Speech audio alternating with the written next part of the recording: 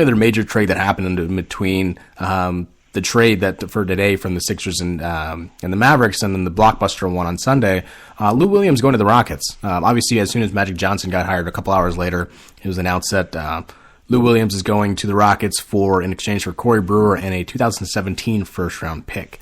So again, it seems the Rockets are making a push to get not only a backup guard, but a guard that can play to the style that Mike D'Antoni is. I mean, he's averaging about 18.5 points per game with the Lakers. As a former Sixer, Andy, what does he bring to the table that the Rockets will benefit from moving forward? Well, I think so. I don't really believe in the idea of clutch sports, but like clutch players in like the fourth quarter or whatever. However, my greatest moment, non-Iverson category for the Sixers, was in like the 2012 playoffs. I think it was the first year that the Heat won a title with like LeBron and all them, but they played the Sixers in the first round. And I was at the game on Easter where like Drew Holiday and then Lou Williams hit back-to-back like top of the key threes over Dwayne Wade to like get a win. It was amazing. So like if there's anyone that I'll say is clutch, it is Lou Williams. That dude hits big shots. But beyond that, like, you know, he's a really good bench player. Like, you know, like a sixth man. He come in, he can create offense.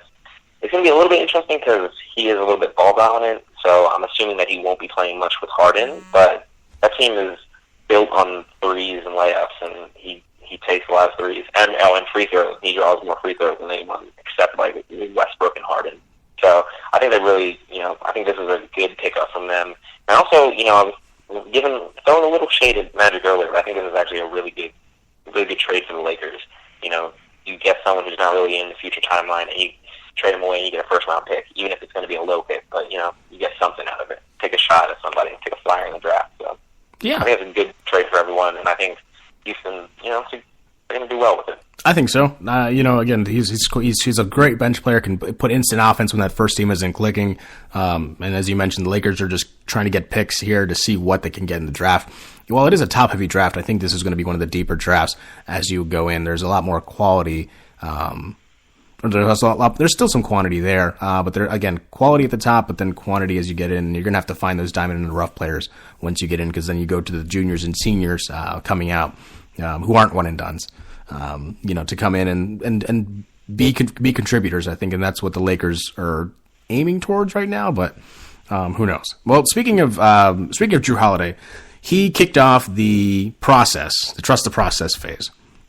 Now, Andy, give us a story of where you were at, and how you felt about this. So I was, like I said earlier, I was walking down the street. You know our friends, Kelsey Levan, Jamie Barlino, we were all going to get dinner that day. Walking down the street, block from my apartment. I'd just been watching the draft. I knew we were going to dinner, so walking down the street, I get a text. Drew Holiday traded for Nerlens Noel. And at the time, a lot of people don't remember this, but it was misreported at first that the Sixers were trading Drew Holiday and their first-round pick, like a future first-round pick for Nerlens, who we all knew was injured. So I freaked out. Like I made audible like sounds in disgust on the sidewalks of Philadelphia. And then we got to where we were going to eat, sat down. I did not pay attention to a word anyone was saying at the table. I was just on Twitter. And it came out that no, we had a future pick coming to us from New Orleans. And so then, you know, I started to buy into it. And, you know, over that first year is when the process really started to take form, and my undying love for Sam Hinkie really blossomed. So that's a transformative moment in my life when Drew Holiday was traded. Wow. There you go. A day in the life of a Philadelphia sports fan right there. That is a story. That is a good that is some good stuff. So we'll take a short break. When we come back, expectations for the second half of the season. What do you expect, you know, from the Sixers? What's going to happen? And the expectations for the league. You know, again, you see Darren Williams just got bought out, and he's expected to move to the Cavs. Bogut's, again, going to get bought out. Where does he go? Who else? Who makes the playoffs? And, of course, later on in the show, we're going to talk about trusting the process. You know, what it's like for a 76er fan himself to have to go in year out, knowing that his team's not going to make the playoffs, but it is in light of a bigger picture. So We'll talk about this more after the break. Here we got some Ed Sheeran on the Spicy Sports Show with Sam Strone and Andy Sides on Spreaker Radio.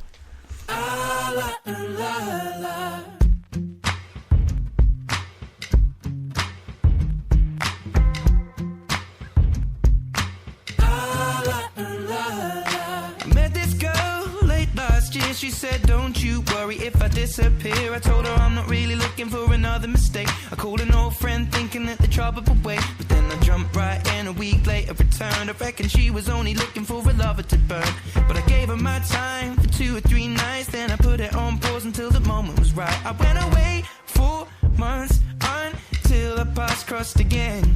She told me I was never looking for a friend. Maybe you could swing by my room around 10. Baby, bring the lemon and a bottle of gin. We'll be in between the sheets till the late a.m. Baby, if you wanted me, then you should have just said she's singing. Don't win my love. That heart is so cold, all over my own. I don't wanna know that, babe. Don't win my love. I told her she knows. Take aim and reload. I don't wanna know that, babe. For a couple weeks I only wanna see her. We drink away the days with a takeaway pizza. Before a text message was the only way to reach her. Now she's staying at my place and loves the way I treat her. Singing out Aretha all over the track like a feature. And never wants to sleep, I guess that I don't want to either. But me and her, we make money the same way. 4 cities, 2 planes the same day. And those shows have never been what it's about, but maybe we'll go together and just figure it out. I'd rather put on a film with you and sit on the couch, but we should get on a plane or we'll be missing it now. Wish I'd have written it down, the way that things played out. When she was kissing him, how I was confused about. Now she should figure it out while I'm sat here singing. Don't win my love. That heart is so cold, all over my own. I don't wanna know that, babe. Don't win my love. I told her she knows. Take aim and reload. I don't wanna know that, babe. On my hotel door, I don't even know if she knows what for. She was crying on my shoulder. I already told you, trust and respect is what we do this for. I never intended to be next, but you didn't need to take him to bed, that's all. And I never saw him as a threat until you disappeared with him to have sex, of course. It's not like we were both on tour. We were staying at the same hotel floor. And I wasn't looking for a promise or commitment, but it was never just fun and I thought you were different. This is not the way you realize what you wanted. It's a bit too much too late if I'm honest. And all this time, God knows I'm singing. Don't win my love. That heart is so cold, all over my own. I don't wanna know that, babe. Don't win my love. I told her she knows. Take aim and reload. I don't wanna know that, babe. Don't win my love. That heart is so cold, all over my own. I don't wanna know that, babe. Don't win my love. I told her she knows. Take aim and reload. I don't wanna know that, babe.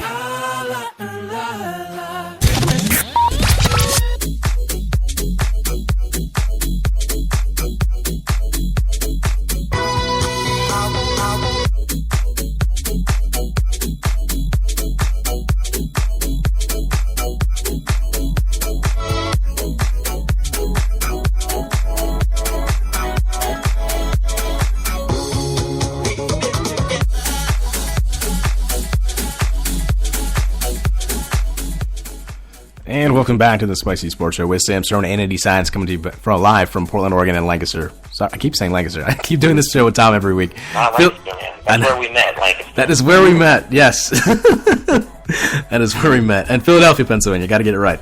Get it right in the next segment. But yeah, Lancaster is the home. E-Town Blue Jays for life. It's pretty awesome. Yeah, did you go? By the way, Andy, did you go to the alumni homecoming this year or last year? I've not been there.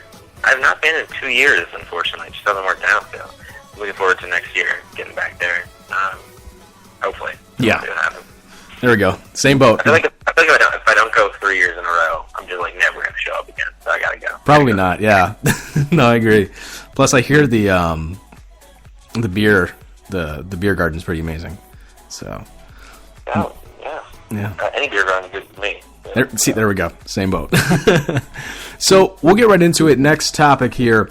Expectations for the second half of the season, MVP picks, and who's going to make the playoffs.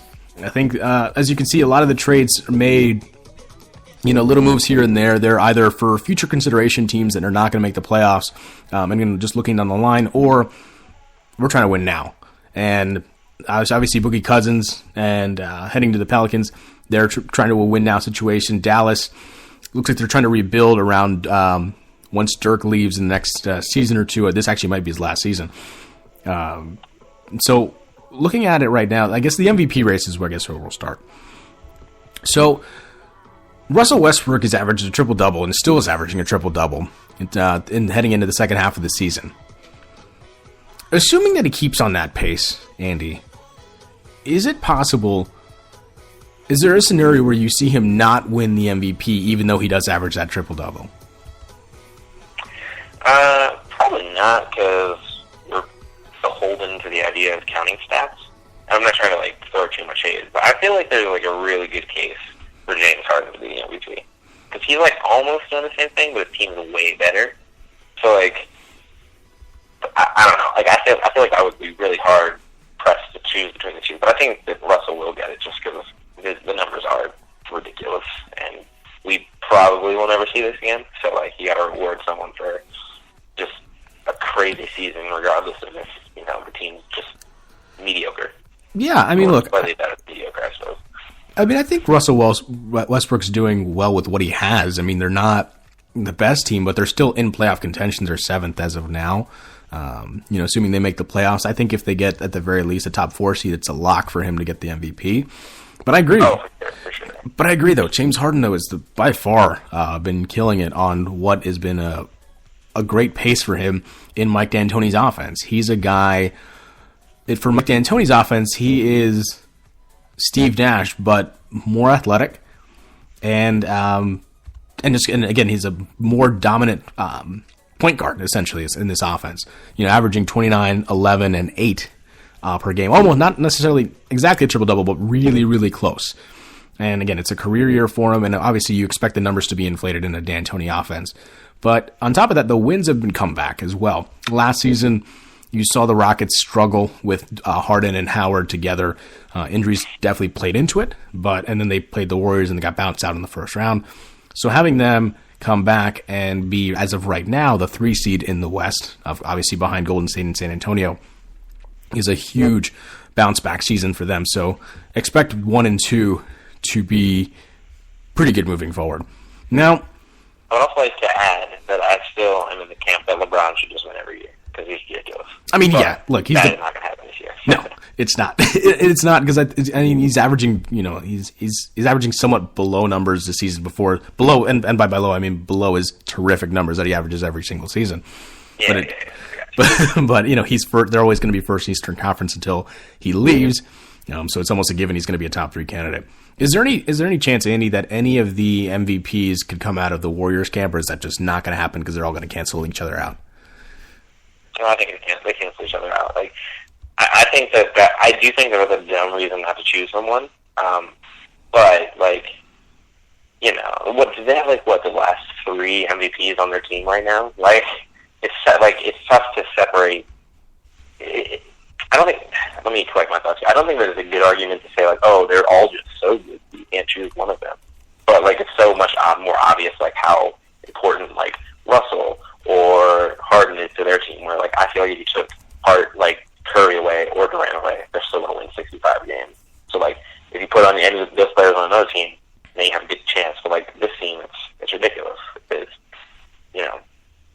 spoiled almost. It's just too much. Oh, yeah. I don't think either any of them is going to win. I agree. It doesn't seem likely. I mean, these 3 players, and you add Draymond Green, who isn't necessarily MVP, but he's such an important component to what they are as a unit this year, because they did lose a lot of talent on their bench to make up for it. So their starting 5 has to be phenomenal. And of course, legendary Zaza Pachulia almost making the All-Star game, which is pretty awesome in his own right. He's having a decent season. But I think that JaVale McGee. and JaVale McGee don't somehow